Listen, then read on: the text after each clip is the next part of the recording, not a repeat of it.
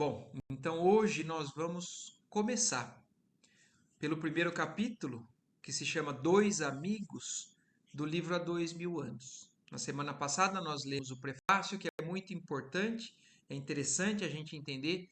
São palavras do Chico nos trazendo informações de como esse livro veio até nós, né, através da psicografia que Emmanuel, um espírito que é o mentor de Chico Xavier, nos trazendo, contando a própria história. Então vamos lá. Hoje provavelmente eu não vou acabar esse capítulo, a não ser que o andar aí da nossa sequência aí vá favorecendo a isso. Mas se não, eu vou interromper no meio e a gente termina esse capítulo, que não é tão longo, na semana que vem. Então vamos lá. O capítulo se chama Dois Amigos. Os últimos clarões da tarde haviam caído sobre o casario romano. As águas do Tibre, ladeando o Aventino, deixavam retratados os derradeiros reflexos do crepúsculo, enquanto nas ruas estreitas passavam liteiras apressadas, sustidas por escravos musculosos e lépidos. Então nós estamos aí vivenciando, ou está transcrevendo para a gente as cenas na época do início da era, né, cristã, então logo depois que o Cristo passou por aqui, o Cristo ainda estava entre nós nessa fase aí, mas estava descrevendo uma família que morava ali em Roma, aos lados da água das águas do rio Tibre, ladeando, né, o monte, a colina que se chama Aventino, e mostrando, né, o dia a dia ali. As liteiras passando com escravos, muita gente acha, né, que os escravos só aconteceram aqui com relação ao Brasil, a colonização e tudo mais. Não. Por muitos anos, né, a humanidade abusou de povos que julgavam ser menos favorecidos aí da divindade e eles achavam que tinham direito de escravizar. Então, nessa época também existiam os escravos ali.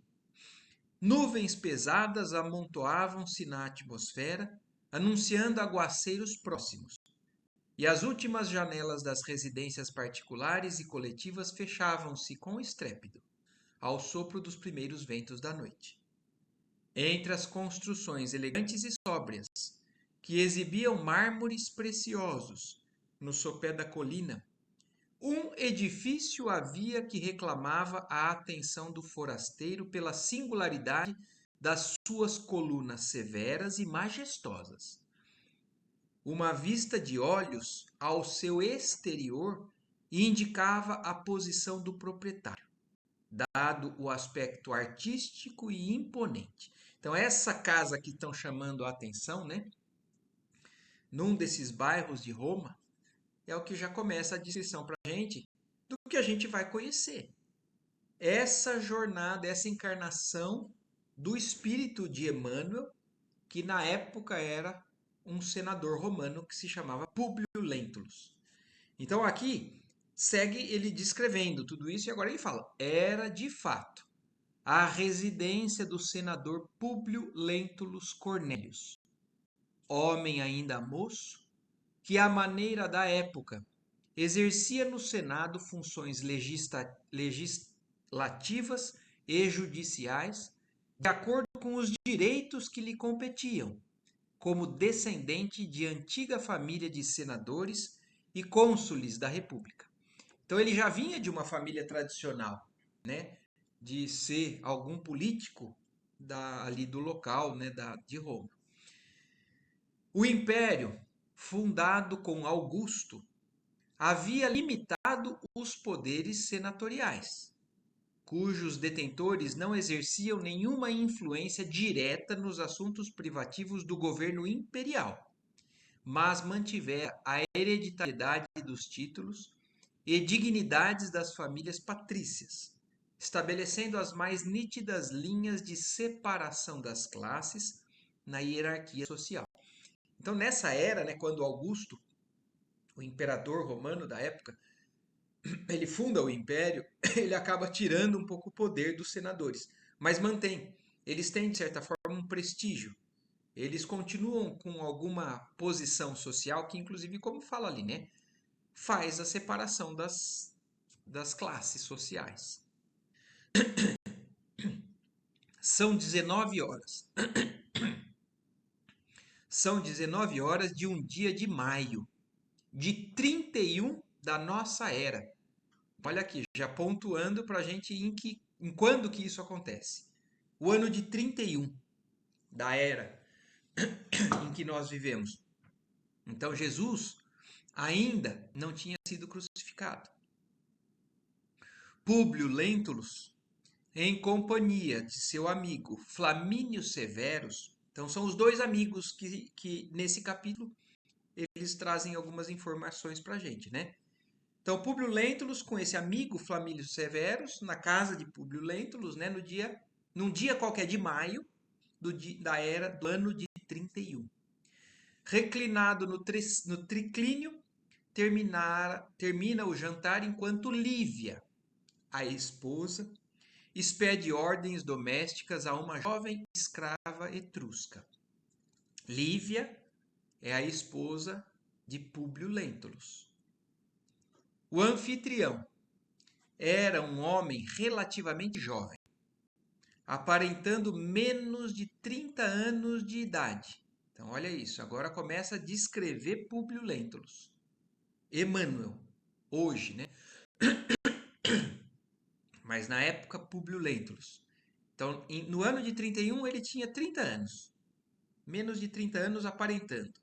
Não obstante o seu perfil orgulhoso e austero, aliado à túnica de ampla barra purpúrea, que impunha certo respeito a quantos se lhe aproximavam, contrastando com o amigo que, revestindo a mesma indumentária de senador, deixava entrever idade madura, iluminada de cãs precoces, em penhor de bondade e experiência da vida. Então, o Flamínio era mais de idade, tinha cabelos brancos, né, cãs.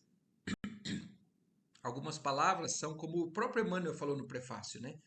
Ele vai tentar adaptar, mas muita coisa são termos da época. Mas então Flamínio Severus já é mais de idade, com cabelos brancos, precocemente, mas já tinha um certo ar mais de bondade e uma certa experiência da vida. O Públio Lentulus, olha como ele descreve, uma pessoa orgulhosa e austera. Deixando a jovem senhora entregue aos cuidados domésticos, ambos se dirigiram ao peristilo, por buscarem um pouco de oxigênio da noite cálida, embora o aspecto ameaçador do firmamento denunciasse chuva iminente.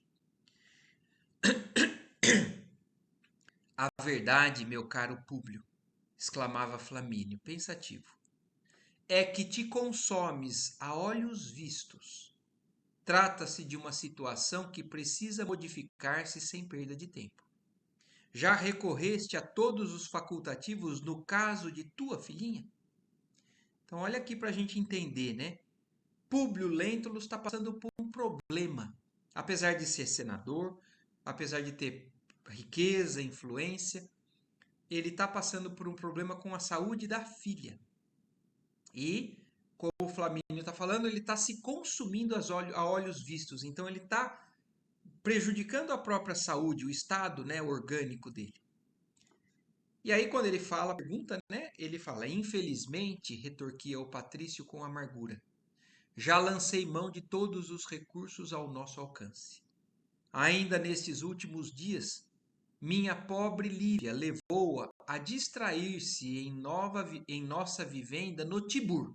Quer dizer, a Lívia, né, que é a mãe da criança, levou até ela para outra das propriedades deles, né, lá no Tibur, procurando um dos melhores médicos da cidade, que afirmou tratar-se de um caso sem remédio na ciência de nossos dias. Então, a filha dele tem um problema que a medicina da época não resolvia. O facultativo não chegou a positivar o diagnóstico, certamente em razão da sua comiseração pela doentinha e pelo nosso paternal desespero. Mas, segundo nossas observações, acreditamos que o médico de Tibur presume tratar-se de um caso de lepra. Então, a filha de Públio Lentulus padece, né, de uma doença que ele julga, eles acham que é lepra. E olha como essa doença era realmente encarada algo impuro, né, algo que aos nobres não era concebido. E aí olha o que Flamínio fala. É uma presunção atrevida e absurda. Entretanto, se não podemos admitir qualquer dúvida com relação aos nossos antepassados, sabes que Roma está cheia de escravos de todas as regiões do mundo e são eles o instrumento de nossos trabalhos de cada dia. Então, olha a justificativa que Públio Lentulus dá para a filha estar com essa possível doença. Porque o Flamínio acha que é um absurdo e ele fala: não, tudo bem, se a gente não pode dizer que isso vem de uma linhagem ruim da nossa família, né? Porque o nosso sangue é bom, então isso que não tem nada a ver com os nossos antepassados, sabemos que isso é uma doença que os escravos trouxeram e provavelmente então a filha do Públio pegou por culpa de ser uma maldição ou uma doença menos digna, que não é da linhagem deles, é a maneira que eles encaram, né? É verdade, concordou Flamínio com amargura.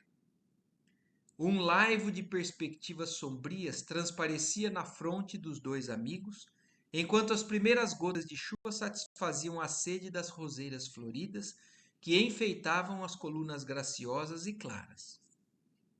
E o pequeno Plínio? Perguntou Públio, como desejoso de proporcionar novo rumo à conversação. Então aí agora, Públio está perguntando ao filho de Flamínio, né? Esse, como sabes, continua sadio, demonstrando ótimas disposições.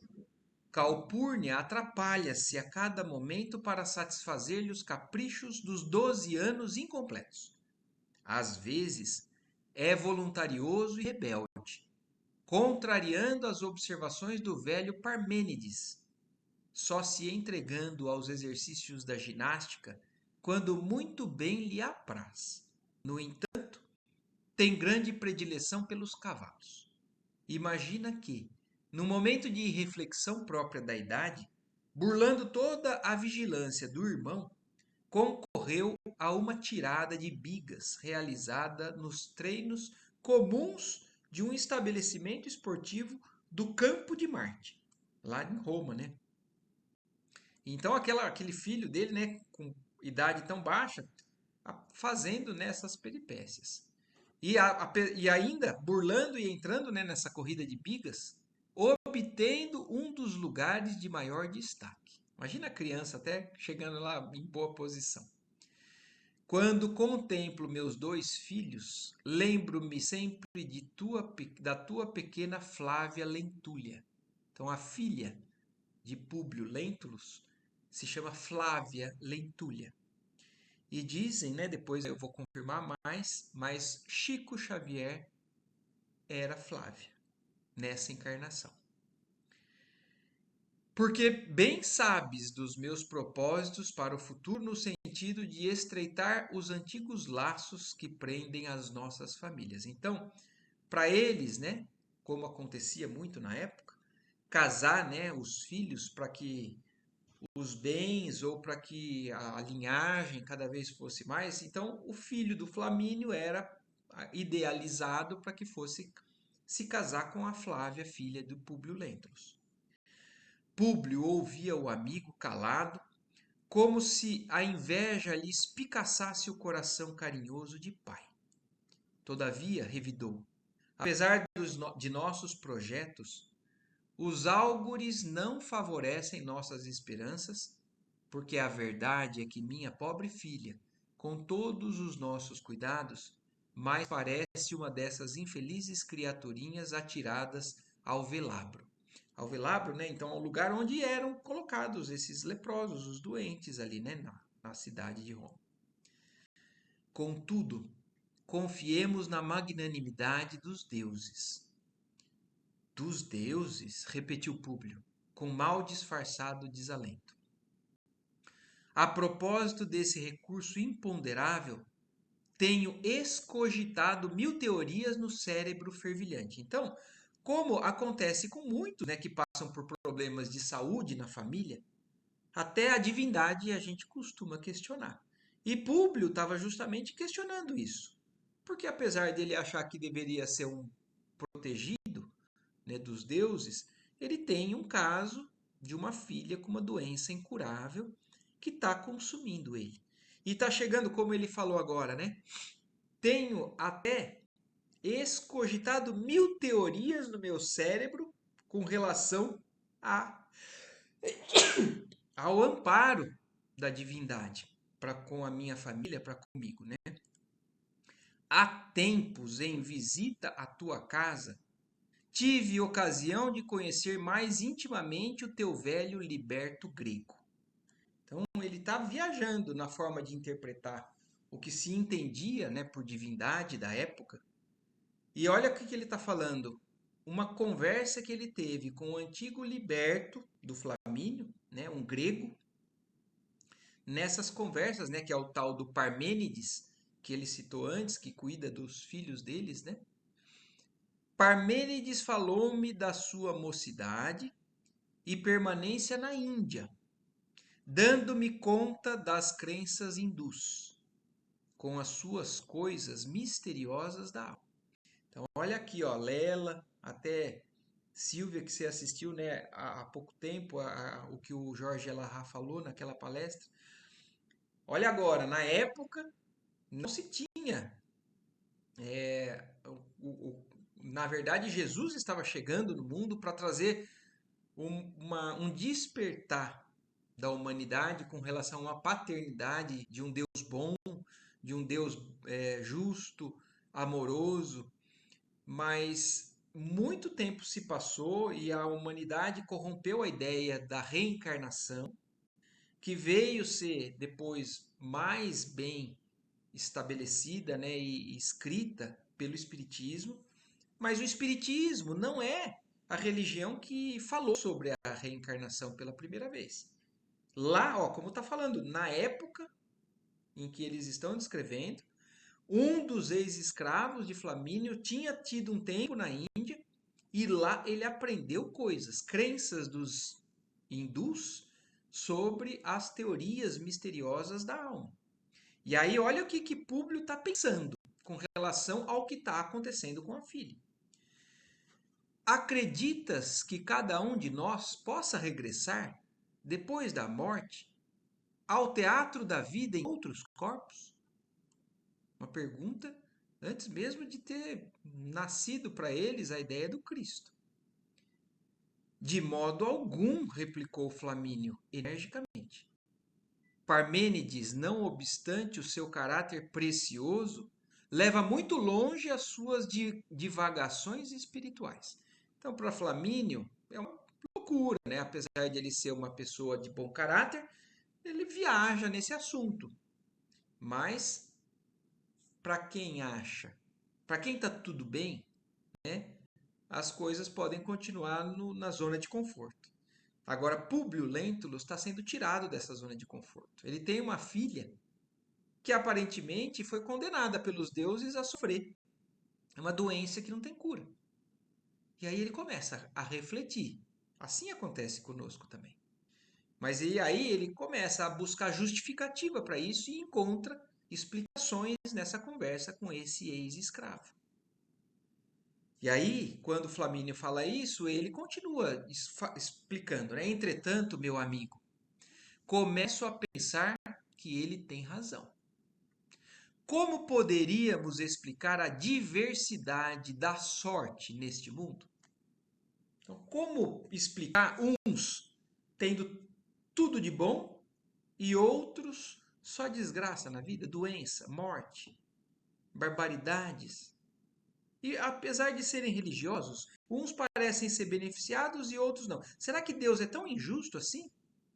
É com uma única vida faz tanto desequilíbrio? E é o que ele agora está começando a pensar. Como é que nós podemos explicar a diversidade de sorte neste mundo? Porque ele, se não tivesse uma filha doente, não estava pensando assim, porque ele estava lá, no topo. Mas ele não, é um infortunado. Porque a opulência dos nossos bairros aristocráticos e as misérias do esquilino? A fé no poder dos deuses não consegue elucidar esses problemas torturantes. Olha a reflexão que ele já chega, né? Apesar da gente ter fé, de acreditar nos nossos deuses, de fazer sacrifícios e apresentar uma série de presentes aos nossos deuses, a gente não consegue esclarecer quando acontece algo como está acontecendo comigo.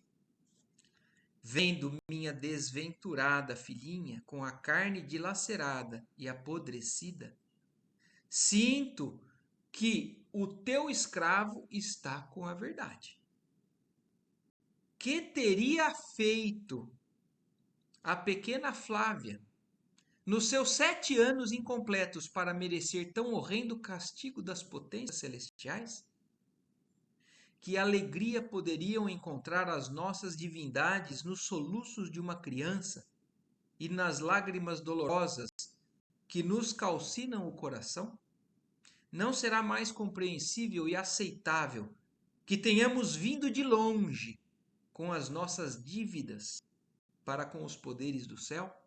Então não é mais justo? Não faz mais sentido pensar assim? Que Deus não sorteia alguns para viver bem e outros para sofrer. Que de alguma maneira isso faz parte de algo que nós fizemos no passado. São dívidas que agora ela está pagando.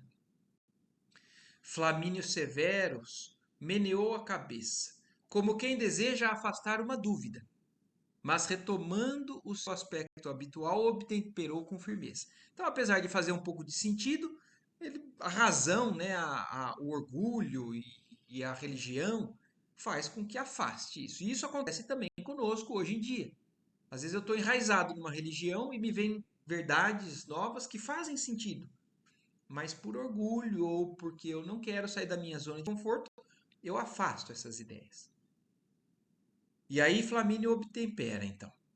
Fazes mal em alimentar semelhantes conjecturas no teu foro íntimo. Nos meus 45 anos de existência, não conheço crenças mais preciosas do que as nossas no culto venerável dos antepassados. É preciso considerares que a diversidade das posições sociais é um problema oriundo da nossa arregimentação política, a única que estabeleceu uma divisão nítida entre os valores e os esforços de cada um. Quanto à questão dos sofrimentos, convém lembrar que os deuses podem experimentar nossas virtudes morais com as maiores ameaças à infibradura do nosso ânimo, sem que necessitemos adotar os absurdos princípios dos egípcios e dos gregos, princípios, aliás, que já os reduziram ao aniquilamento e ao cativeiro. Então, olha o que ele está falando. E é o que também se explica hoje. Se a gente vem explicando a reencarnação, as dívidas do passado, as tendências que a gente carrega, qual é a explicação que as outras religiões acabam nos dando, né? Não, é Deus que quer testar os seus filhos. Se você tem muita virtude, ele te testa com provas maiores, para te testar, só para te testar, né? Faz algum sentido? Se a gente pensar, talvez faça. Mas se a gente for colocar no plano geral, de justiça mesmo, né? Se a gente vê alguns casos extremos de sofrimento contínuo e de pessoas que passaram pelos sofrimentos contínuos e, na verdade, acabaram a vida revoltadas, desencarnaram, por exemplo, totalmente desviadas do caminho do bem. Então, Deus testou, eles não passaram na prova e então por isso vão ser condenados eternamente ao fogo do inferno. Aí a gente vê que não faz sentido. Deus não é tão cruel, né? Aliás, Deus é o símbolo da justiça e da bondade suprema. Então, tudo isso começa a fazer sentido nessas explicações e nesses pensamentos da discussão deles. Hoje, para nós, tudo isso já faz muito mais sentido com todo o entendimento que a gente vai adquirindo, né? Mas o que eles estão falando, o que o Flamínio está falando é o seguinte: é isso, os deuses nos testam. A gente não precisa mergulhar nessa viagem, né, dos pensamentos dos egípcios e dos gregos para chegar nessas conclusões que você está me falando. Aliás, como ele conclui, né? Essa forma de pensar coloca eles como situação de povo escravo de nós, os dominadores da razão e da força e da tirania. Porque os romanos, eles dominavam realmente naquela era. Os gregos, os egípcios eram usados como escravos deles, né? Então, já oferecesse, e aí ele termina então falando isso e pergunta, né, para tentar esclarecer: será que não está faltando algo você fazer para resolver esse assunto? E aí ele pergunta: já ofereceste algum sacrifício no templo depois de tão angustiosas dúvidas? Quer dizer, será que não é o que está faltando? Você oferecer um sacrifício, talvez de um bezerro maior, eles sacrificavam animais, né? Ou até, em alguns casos, algumas eras, alguns povos sacrificavam até pessoas, né? Para satisfazer a divindade. E aí o Públio responde: tenho sacrificado aos deuses segundo os nossos hábitos, respondeu Públio, compungidamente. E ninguém mais que eu se orgulha das gloriosas virtudes de nossas tradições familiares. Então ele está se justificando, eu já fiz isso, e eu não estou menosprezando as nossas tradições ou tudo que a gente se orgulha, né, no nosso âmbito familiar, né, e social. Entretanto, minhas observações não surgem tão somente a propósito da filhinha. Aí ele vai explicar agora para a gente que não é só por conta da questão da filha dele que ele está pensando assim. Aí ele vai contar uma história. Há muitos dias ando torturado com o espantoso enigma de um sonho. Um sonho? Como pode a fantasia abalar desse modo a fibra de um patrício? Então, olha isso, o amigo, né, falando: meu Deus, por causa de um sonho, porque para eles, né, sonho é uma fantasia, uma coisa nada a ver. Como que um sonho pode abalar você, né, o seu pensamento, a sua dignidade de um patrício romano? Públio Lentulus recebeu a pergunta mergulhado em profundas cismas. Seus olhos parados presumiam devorar uma paisagem que o tempo distanciara no transcurso dos anos. A chuva, agora em bátegas pesadas, caía continuamente, fazendo os mais fortes transbordamentos do implúvio e represando-se na piscina que enfeitava o pátio do peristilo. Os dois amigos haviam se recolhido a um largo banco de mármore, reclinando-se nos estofos orientais que o forravam, prosseguindo na palestra amistosa. Sonhos há, prosseguiu Públio, que se distinguem da fantasia, tal a sua expressão de realidade irretorquível. Então ele agora vai contar esse sonho e falando, não é um sonho qualquer. Tem sonhos que a gente sabe que tem muita realidade para ser considerada como uma fantasia. Tem muita informação. E muita informação que realmente tem uma sequência e comprovações de coisas da nossa vida que a gente sabe que aquilo não é um sonho só. E aí ele fala, conta então o que aconteceu. Voltava eu de uma reunião no Senado, onde havíamos discutido um problema de profunda delicadeza moral, quando me senti presa de inexplicável abatimento.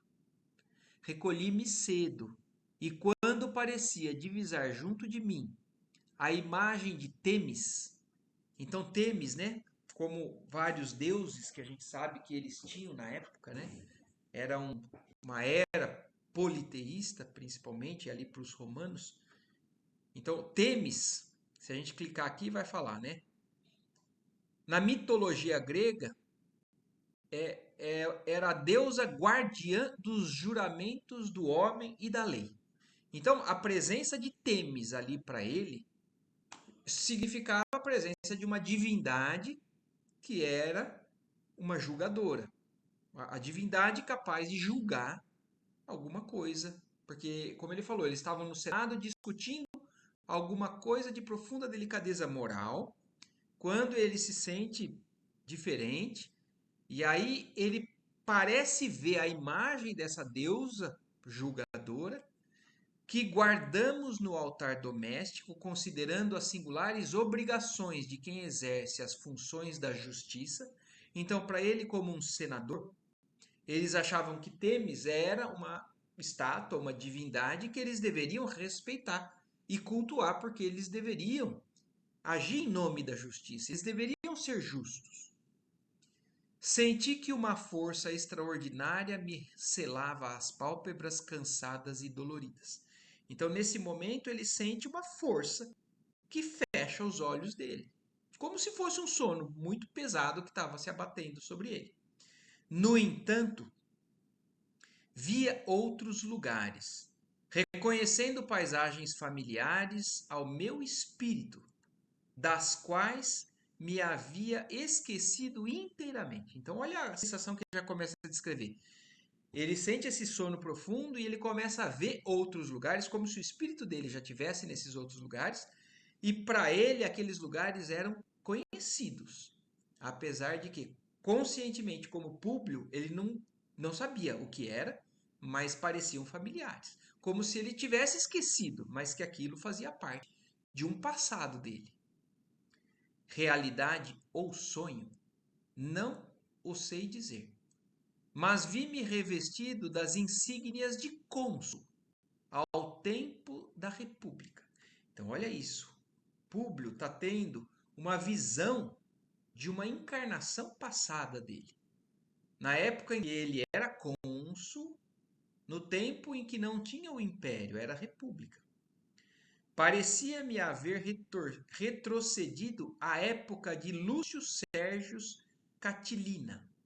Então, esse que é, se a gente coloca aqui, ó, cada um desses cliques aqui que a gente vê aqui nesse texto, eles explicam o que é cada uma dessas figuras. E são justamente figuras de alguns anos atrás da vivência ali como Públio Lentulus. E que isso fazia parte da história deles. É a mesma coisa que a gente fala assim, eu dormi e me vi na época de Dom Pedro I. Eu vi Dom Pedro I passando aqui, passando ali, e então ele está se enxergando no passado ali da Itália, da Roma, onde eles viviam. Então, de um lado, né, estava esse Lúcio Sérgio Catilina, pois ouvia a meu lado bem como a Cícero. Então, outra pessoa também estava ali, Cícero, que se me figuravam duas personificações do mal e do bem.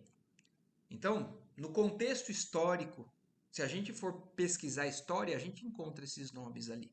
Mas então esse Lúcio Sérgio era uma personificação do mal, do que aconteceu naquela época, e Cícero a personificação do bem. Então, alguma alma boa que vivenciou a história também daquele momento. Sentia-me ligado ao primeiro por laços fortes e indestrutíveis, como se estivesse vivendo a época tenebrosa da sua conspiração contra o Senado e participando com ele da trama ignominiosa que visava a mais íntima organização da República. Então, ó, eu vou clicar aqui só para vocês verem que interessante que é isso. Porque ele está falando de uma época em que ele viu que ele vivia, ele estava ligado ao lado ruim. Esse Lúcio Sérgio Catilina era alguém que estava conspirando contra a República, né? E querendo, na verdade, prejudicar o Senado. Ele era cônsul e ele estava conspirando contra o Senado. E olha como são as coisas, né? Próxima encarnação, senador. Vamos aqui só entrar nesse Catilina aqui para a gente ver na história. Lúcio Sérgio Catilina foi um militar e senador da Roma antiga, célebre por ter tentado derrubar a República Romana e, em particular, o poder oligárquico do Senado. Olha lá, Roma, 108 a.C. Ele morreu em 62 a.C. Então esse Lúcio Sérgio era alguém do mal naquela época e que Públio Lentulus se vê, como ele fala aqui, né? Ligado com laços fortes com esse Lúcio Sérgio. Prestigiava-lhe as intenções criminosas. Então a gente não está conhecendo só essa encarnação de Emmanuel. A gente está conhecendo inclusive uma anterior, que ele, como já nós sabemos, essa vida aqui do que está sendo escrita no há 2000 anos, a gente vai ver uma encarnação que acontece uma grande mudança, mas ainda não totalmente. Né? Nós vamos ver no enredo de toda essa história aqui, mas na encarnação passada ele estava ligado ao mal. Nessa encarnação ele já estava sendo colocado em prova para poder consertar certas coisas e serem oferecidas novas oportunidades. Mas ele, nessa encarnação passada, prestigiava as intenções criminosas desse senhor ali, né?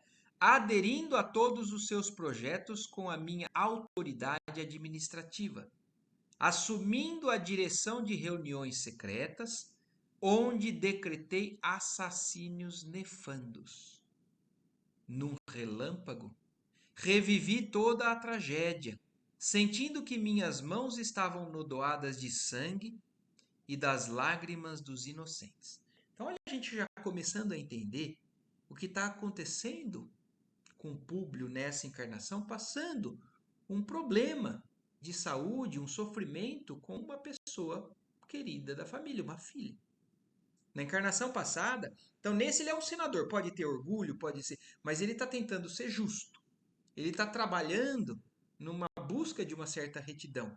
Mas na passada, ele era um criminoso mesmo. Então ele, com a autoridade que ele tinha, ele participava de reuniões secretas e inclusive decretava assassinatos, nefandos, como diz ali, né? E ele então, olha, ele sente, a mão dele estava cheia de sangue e de lágrimas de inocentes. Contemplei atemorizado, como se estivesse regressando involuntariamente a um pretérito obscuro e doloroso, à rede de infâmias perpetradas com a Revolução, em boa hora esmagada pela influência de Cícero. Então, olha isso. Cícero foi quem? Conteve. Foi o anjo bom da época, né? O espírito mais elevado, que acabou impedindo os problemas maiores que tudo isso poderia ter causado na época. E o detalhe mais terrível é que eu havia assumido um dos papéis mais importantes e salientes na ignomínia. Todos os quadros hediondos do tempo passaram, então à frente dos meus olhos espantados. Todavia, o que mais me humilhava nessas visões do passado culposo, como se a minha personalidade atual se envergonhasse de semelhantes reminiscências, é que me prevalecia da autoridade e do poder para, aproveitando da situação, exercer as mais acerbas vinganças contra inimigos pessoais. Então, olha isso, o abuso de poder que ele nessa encarnação passada teve. Então, além dele, ele hoje ele já vendo aquilo, tendo essa lembrança, né, ou tendo essa apresentação dessa vida passada para ele, hoje ele se envergonha, porque ele vê o absurdo do que ele chegou a cometer nessa encarnação passada. Então ele usava desse poder para poder se vingar até de inimigos pessoais que não tinham nada a ver com os problemas ali da governança. Contra quem expedia ordens de prisão sob as mais terríveis acusações. E ao meu coração desalmado não bastava o recolhimento dos inimigos aos calabouços infectos, com a consequente separação dos afetos mais caros e mais doces da família. Então, olha isso, quanto de família que ele também não separou, pais de filhos, de maneira, como ele fala, né, de terríveis acusações que são injustas, né? Pessoas inocentes. Ordenei a execução de muitos na escuridão da noite, acrescendo a circunstância de que a muitos adversários políticos mandei arrancar os olhos na minha presença, contemplando-lhes os tormentos com a frieza brutal das vinditas cruéis. Então, olha a que ponto que um espírito chega, mas o que mais me impressiona não é isso. Esse espírito que foi capaz disso, nesse momento da trajetória da evolução espiritual dele, hoje é quem nos traz os maiores ensinamentos através das mãos do Chico. Porque é isso que nós estamos estudando nesse livro. A trajetória de um espírito que errou muito, e hoje a gente vê muitos errando, só que a gente quer condenar. A gente quer que essas pessoas sofram demais, e a gente se esquece que essas pessoas já sofrem pelo que elas fazem, pelo que elas vão ter que colher pela frente, e que essas pessoas também são potenciais para um dia serem como Emmanuel está sendo para nós. E que essas pessoas podem ter sido nós mesmos. A gente não sabe, a gente não tem acesso às nossas encarnações passadas como o Públio está tendo agora. A gente não sabe o que a gente fez no passado. E aí, só que ele tomando consciência disso e vendo, né, ao ponto que ele chegou nessas condenações, ele chegava ao ponto de mandar arrancar os olhos dos políticos que eram adversários dele, e ele presenciava, acompanhava isso com uma frieza brutal. Ai de mim que espalhava a desolação e a desventura em tantas almas, porque um dia se lembraram de eliminar o verdugo cruel. Quer dizer, ele morreu por conta também desses abusos, porque os adversários acabaram também fazendo a justiça com as próprias mãos e matando ele. Depois de toda a série de escândalos que me afastaram do consulado, senti o término dos meus atos infames e misérrimos diante de carrascos inflexíveis que me condenaram ao terrível suplício do estrangulamento, experimentando então todos os tormentos e angústias da morte. O mais interessante, porém, é que revi o inenarrável instante da minha passagem pelas águas escuras do Aquedonte. Então, olha até aonde vai a descrição desse sonho que Públio teve. Depois que ele foi morto, estrangulado, ele acompanhou o espírito dele, né, passando as margens dessas águas escuras do Aquedonte. O Aquedonte, na concepção religiosa da época, era o rio que divisava as terras sombrias do inferno. Então, quando me parecia haver descido aos lugares sombrios do Averno, onde não penetram as claridades dos deuses. Então ele se viu indo em direção às zonas infernais, abissais.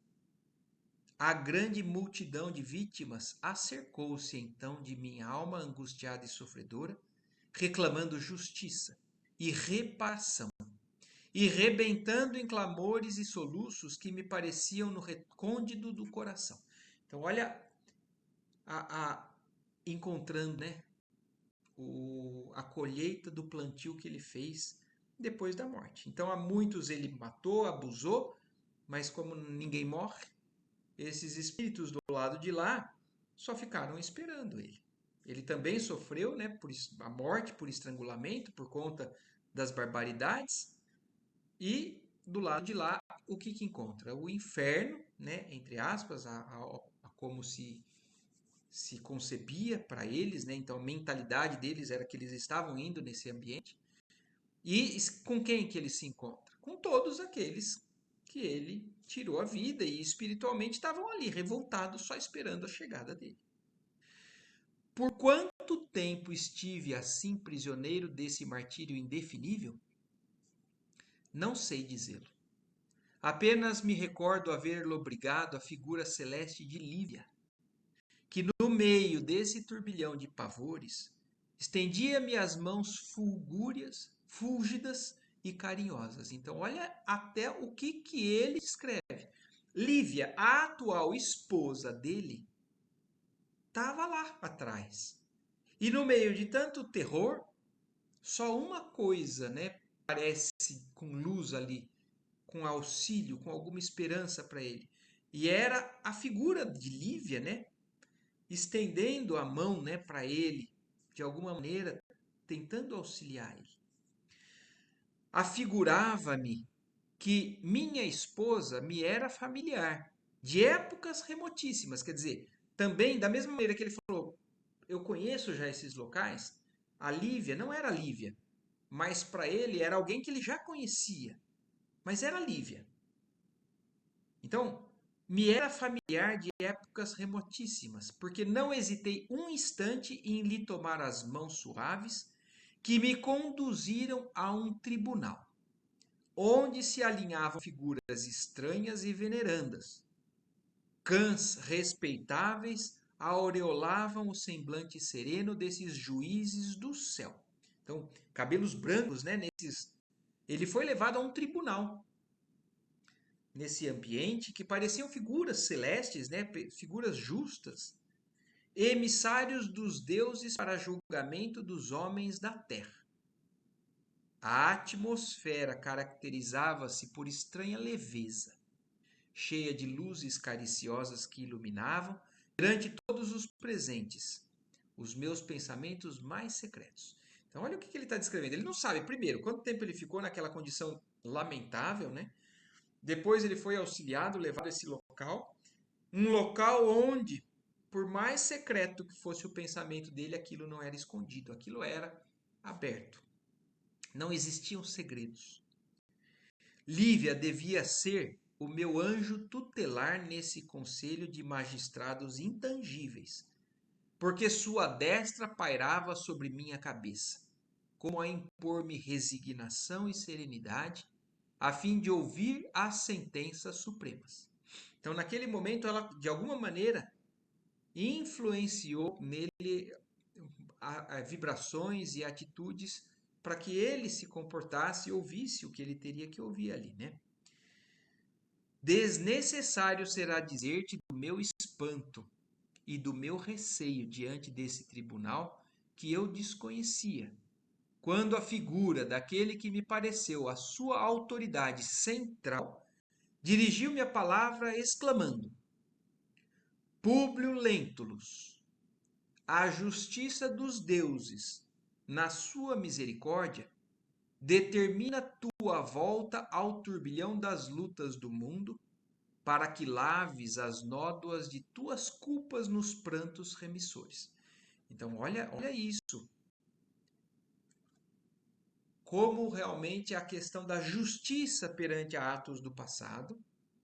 Então, depois de tudo que ele sofreu, forças maiores impõem para eles que ele volte numa nova encarnação para lavar todas essas culpas deles do passado, né?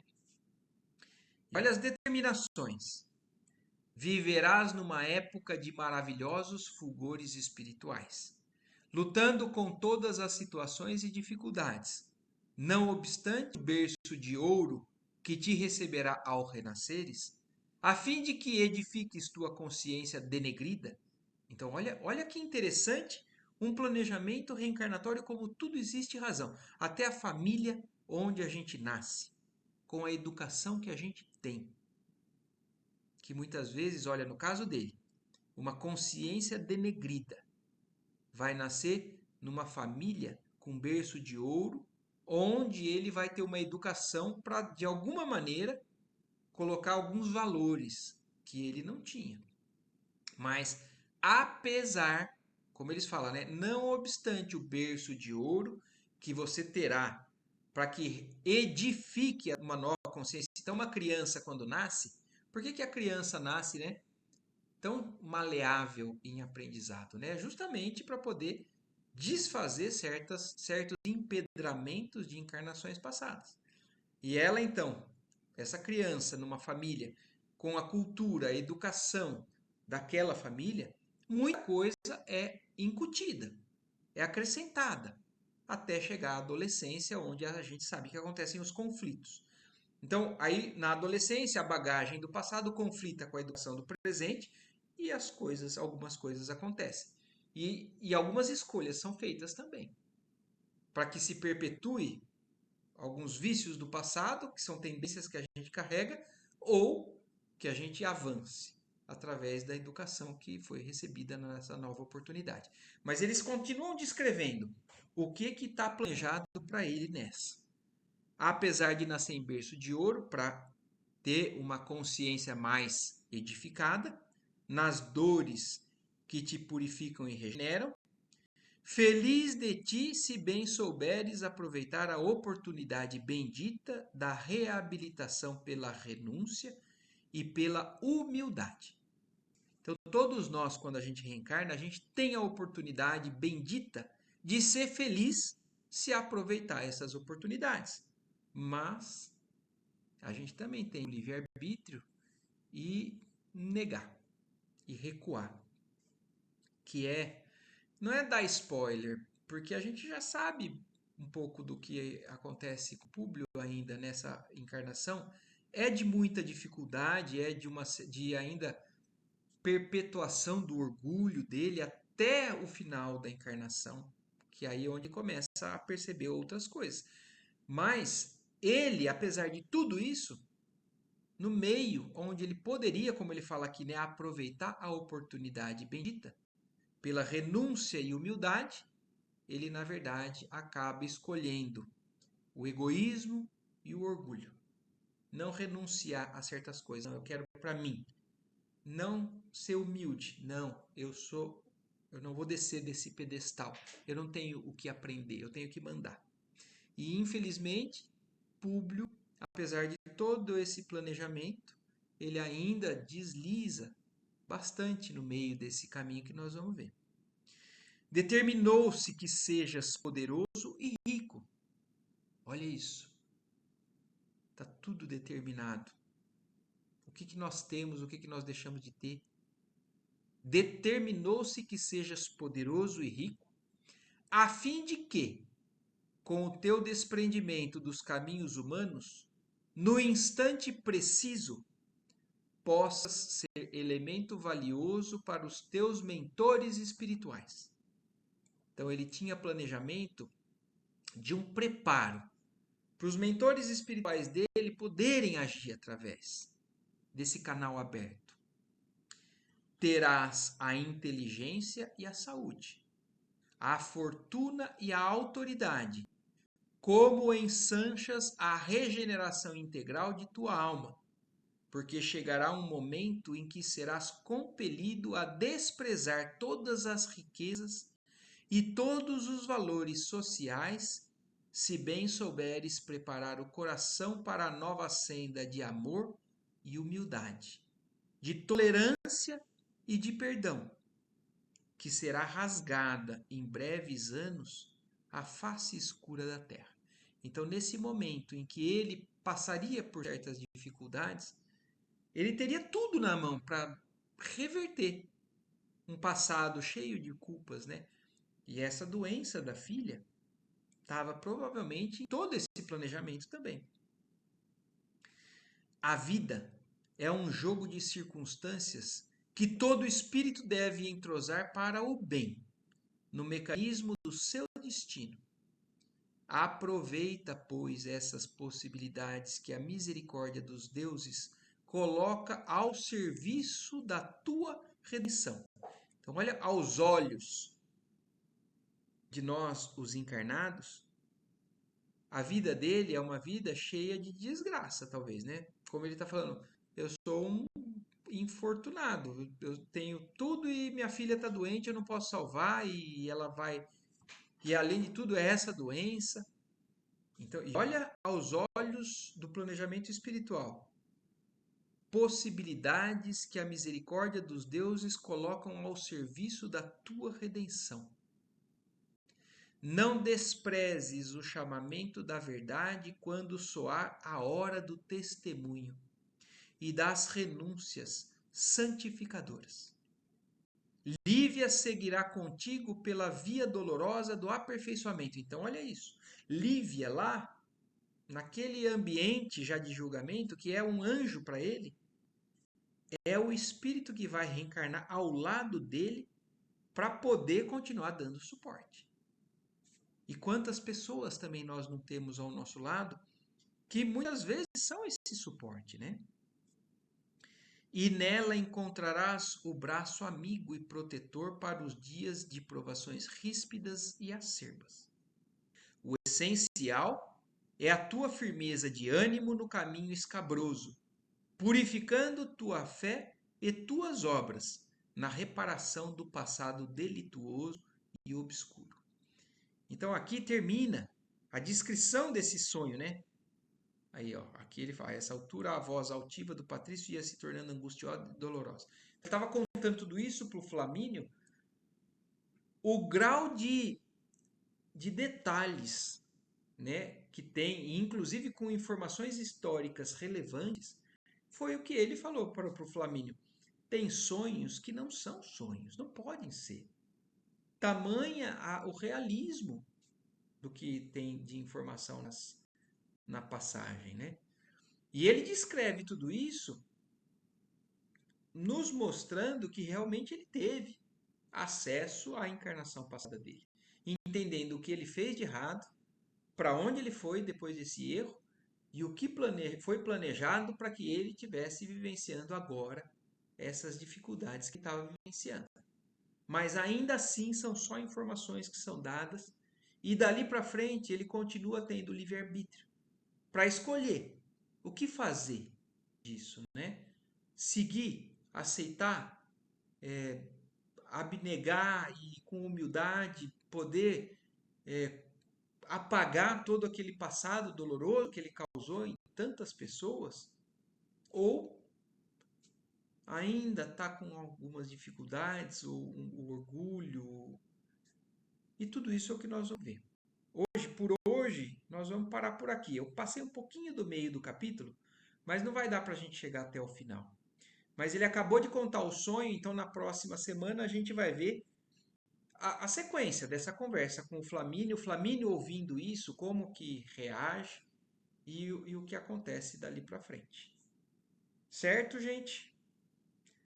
Alguma coisa que vocês queiram falar, observação? É muito interessante, né? Todos esses detalhes da vida do Emmanuel, né? Com esses detalhes da vida anterior a essa, como Públio Lentulus, né? Então, é tudo uma série de informações que nos estão sendo dadas para a gente começar a formar o contexto que a gente vai avançar daqui para frente.